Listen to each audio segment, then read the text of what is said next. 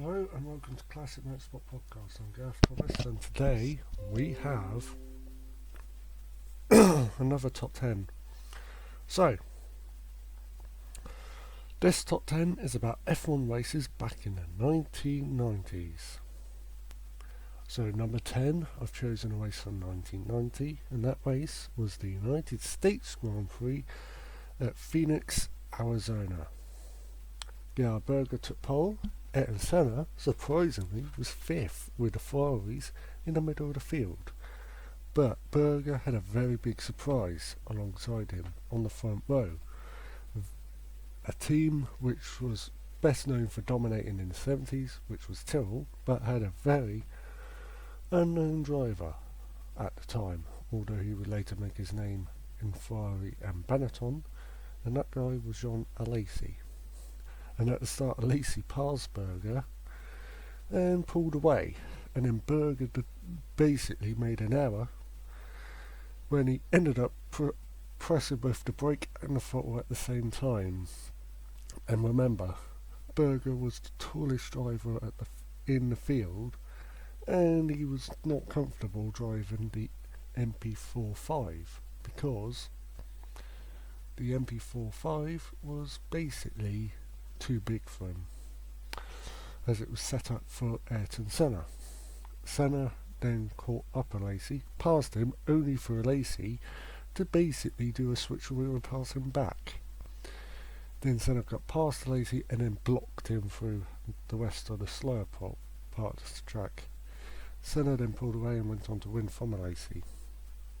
That was, have to say, shown basically how good Alesi was at the time, because remember, Tyrrell won Prix and it suited the Arizona circuit.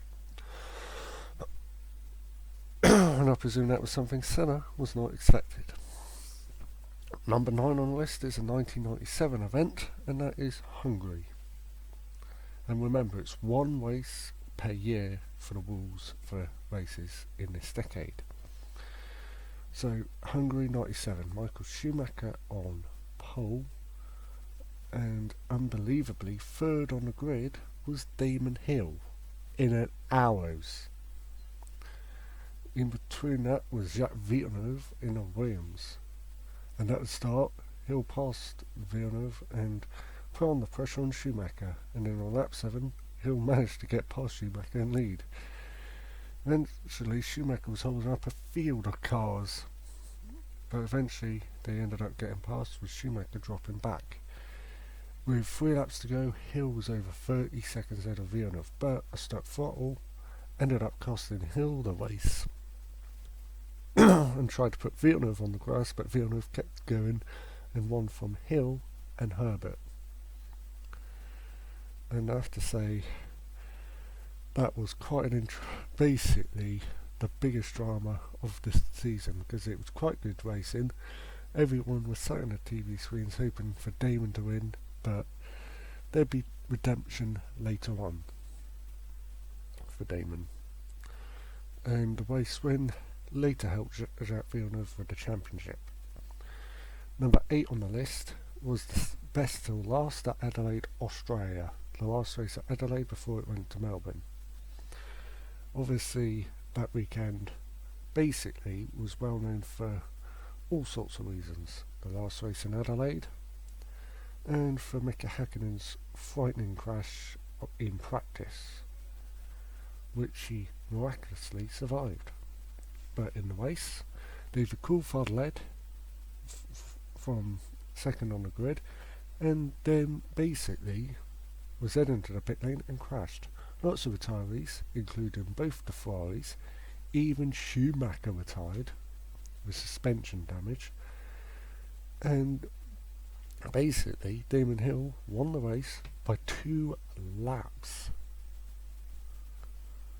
And it was also well known for Alex Albon giving the middle finger to Mark Blundell. And Blundell did have it coming after holding up Frentzen for a lap. And if I was in Frentzen's shoes, I would have done the exact same thing. Obviously the last race in Adelaide before it went to Melbourne, and why it was so good, lots of retirees dropping out faster than the two title protagonists of last year's World Championship, Max Verstappen and Lewis Hamilton. And now we're going to go to number 7 on the list, 1999, where it was the European Grand Prix at the Nürburgring. Not the Nordschleife, but the Grand Prix Strucker circuit. It was known for starting basically with a full start. Basically, Charlie Whiten, who was at the time the race director, got the 5 red lights. Fortunately, the drivers full started the start, which I have to say was not the best thing for the drivers.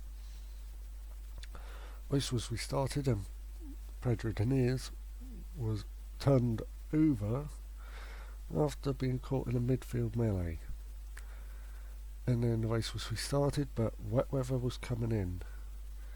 Some drivers, like Mika Häkkinen, went on wets, which would cost them the race, but almost cost him the championship. Eddie Irvine also went for wets, but his Ferrari pit crew messed up. And obviously lots of drama. Frentzen had an electrical failure, obviously after pitting when he was in the lead, which was the same problem for teammate Hill. Also David Coulthard went off wide when leading. Giancarlo Fisichella went off wide while leading. Ralf Schumacher had a puncture while leading, and that left Johnny Herbert in the lead, which he kept. It was Herbert's last victory and the only one for Stewart Grand Prix, as Jackie Stewart, who owned the team, sold it to Ford Motor Company, which would later become Jaguar for 2000. And there was a titanic battle for seconds between Jarno Trulli driving for Prost and Rubens Barrichello in a Stewart. Ultimately, Trulli held off Barrichello. And number 6 is the 1991 Spanish Grand Prix. Obviously the first ever race at Catalunya, and it was going to be all sorts of drama. Wet track, but obviously on lap 3 Prost pitted and other drivers stayed out a little longer, especially Gerhard Berger, who was leading the race, Nigel Mansell and Ayrton Senna, who were running second and third.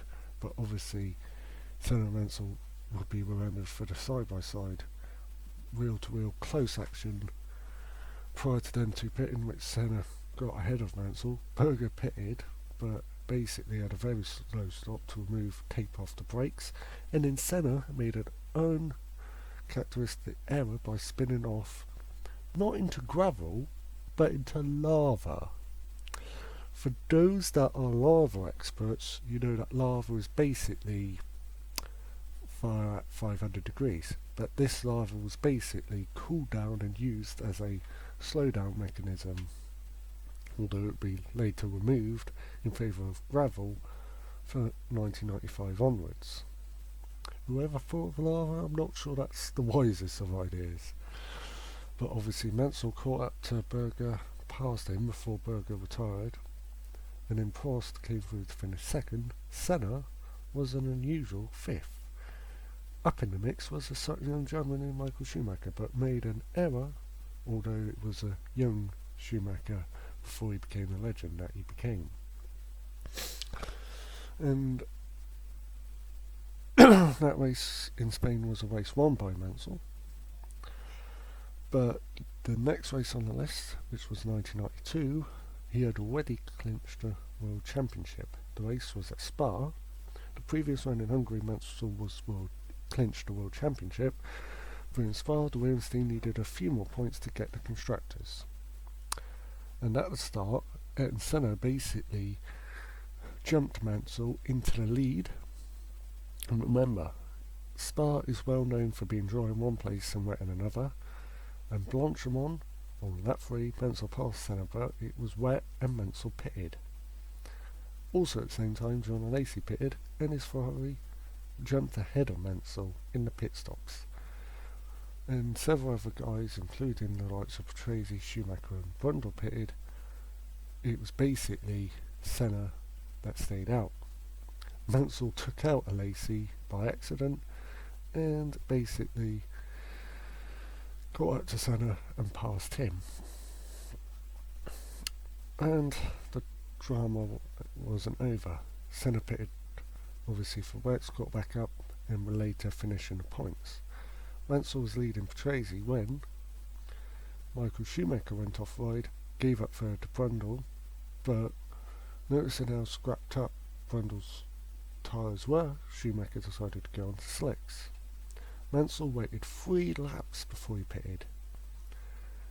At this point, he lost the lead to Schumacher. That meant everyone was in for a grandstand finish with 5.5 and then at one point Mansell gained 2 seconds on Schumacher, but then his left-hand exhaust fell off and it was some sort of fault in the engine. That meant Mansell was down a few hundred revs and was down 20 seconds when Schumacher crossed the line first, which was the first win for Schumacher and the first for Benetton since Canada 1991 when Piquet won. Mansell finished second. Tracy, who also had the same problems with exhaust problems, finished third. Those results gave Williams the Constructors' title. It was a very tipsy-turvy race. Next one on the list was again Belgium at Spa, but 1998. A race well known for being one of the wettest at Spa. Standing start and 11 to 12 cars taken out after Lazor's hairpin. Basically, Villeneuve went through to second behind Hakkinen. Schumacher was down in about 6th position. Coulthard wet took out half of the field. Over an hour later that the race got restarted.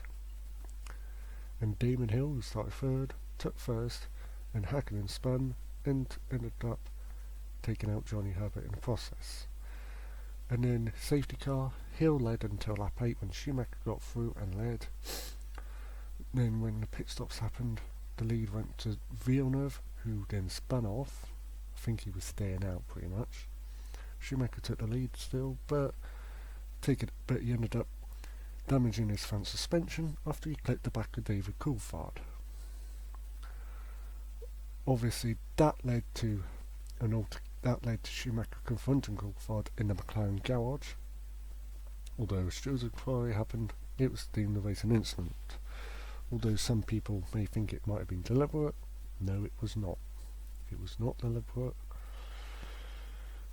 And that meant Damon Hill was now leading from Welsh Schumacher.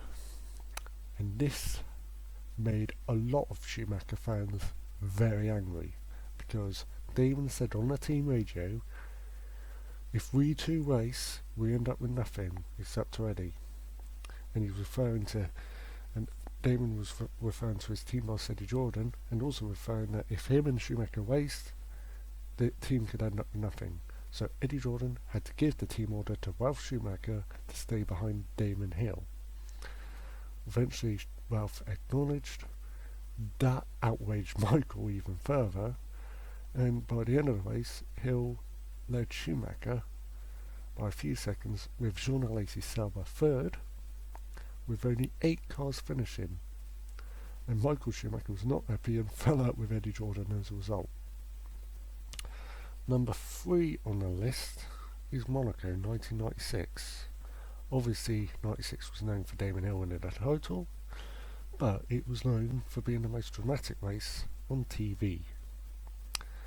Before the race, one of the 40s crashed out and no spare car, which was Andrea Montemini. And then basically at the start, 4 cars were taken out from the 22 of the entries. So that meant total of 17 cars were running by the end of lap 1, which included Rubens Barrichello being spinning off, an uncharacteristic error by Michael Schumacher to go off, Jos Verstappen, who started on slicks, and Giancarlo Fisichella. And then lots of talents, including the likes of Ukio Katayama, Gerhard Berger, and then a wet engine failure for Damon Hill while leading, and then John Lacey's suspension failed. That left Olivier Panis leading in a Ligier. Right behind him was David Coulthard, but unusually Coulthard was wearing one of Michael Schumacher's helmets. Obviously, most helmet companies at the time used double glazing helmets to avoid steaming. Coulthard's helmet company at the time which he was using did not, so he borrowed one of Schumacher's. But the race basically went to the 2-hour limit, which was 75 laps, with Panis winning, Coulthard second, Johnny Herbert third. Unbelievably, this would be Panis' only win and a loss for Ligier, as the team would later be sold to a certain guy named Alain Prost. Coulthard's helmet that he used for Schumacher, he kept the original and gave Ron Dennis the copy. Number 2 on the list would not feature Coulthard, as he was in a TV commentary booth for BBC, the 1994 Japanese Grand Prix. Obviously, Michael Schumacher versus Damon Hill for the championship at a wet Suzuka. Schumacher led Hill, and then in a very wet Suzuka, and then Hill came in, which meant guys like Johnny Herbert and several others basically spun off at the start-finish straight. Race was restarted. First off, Johnny Morbidelli had the front suspension get destroyed after spinning off, and then Martin Brundle also spun off but hit a marshal, breaking the marshal's leg. The race was red flagged, and then basically during the red flag, Nigel Mansell along with Fabio Briatore, who was in charge of Benetton, and Christian Fittipaldi went up to see the officials about restarting. Mansell suggested to have one lap behind the safety car before a rolling start. Remember, at that time Mansell had previously raced in kart throughout 1994, but it came back to Formula 1, obviously having to share the Williams with Coulthard after Ayrton Senna was killed in Imola.